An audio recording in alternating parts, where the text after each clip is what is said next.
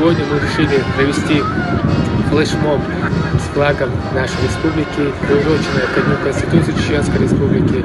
И сегодня будут раздавать Конституцию нашей республики жителям города Грозного, гостям нашей республики.